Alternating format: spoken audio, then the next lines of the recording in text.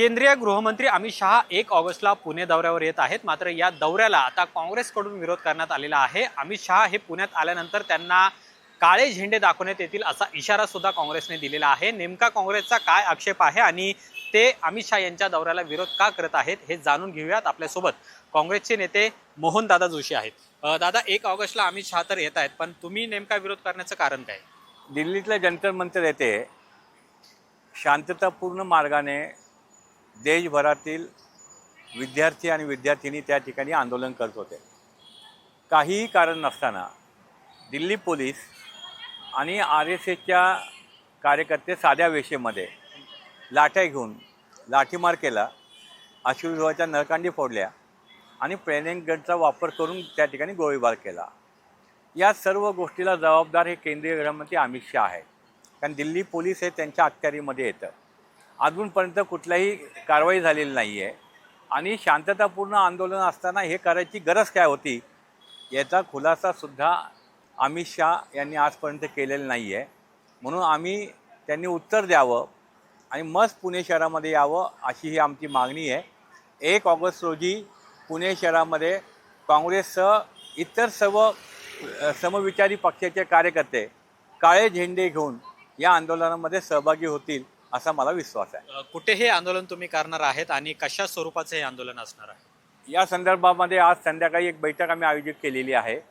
आमचे सर्व पदाधिकारी, सर्व नेते, कार्यकर्ते आणि इतर लोक एकत्र बसून 4 ते 5 ठिकाणी आम्ही त्या ठिकाणी काळे झेंडे दाखवून आंदोलन करण्याचं निश्चित करतोय।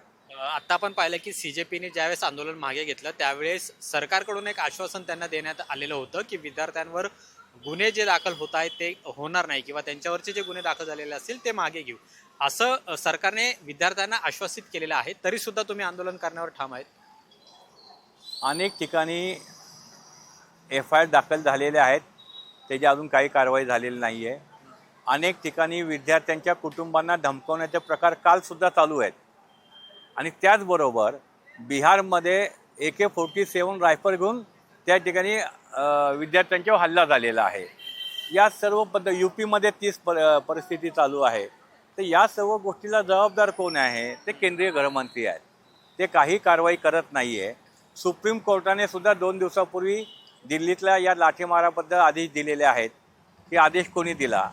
अनेक रिटायर पोलीस अधिकाऱ्यांनी सांगितलं की लाठी हल्ला हा फक्त जमाव पांगवण्यासाठी असतो, जमावाला जखमी करण्यासाठी नसतो।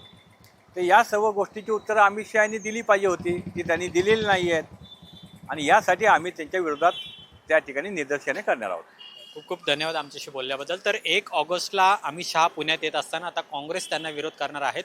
मुख्य कारण म्हणजे दिल्लीमध्ये जे विद्यार्थ्यांचं आंदोलन झालं आणि त्या विद्यार्थ्यांवर जो लाठीचार्ज झाला त्याच्यानंतर त्यांच्यावर गुन्हे नोंदवण्याचं काम जे दिल्ली पोलिसांकडून केलं जात आहे याचा निषेध करण्यासाठी आणि या सगळ्यावर केंद्रीय गृहमंत्री म्हणून अमित शहा यांनी स्पष्टीकरण द्यावं या मागणीसाठी आता काँग्रेस पुण्यात अमित शहा आल्यानंतर त्यांच्या विरोधात आंदोलन करणार आहे।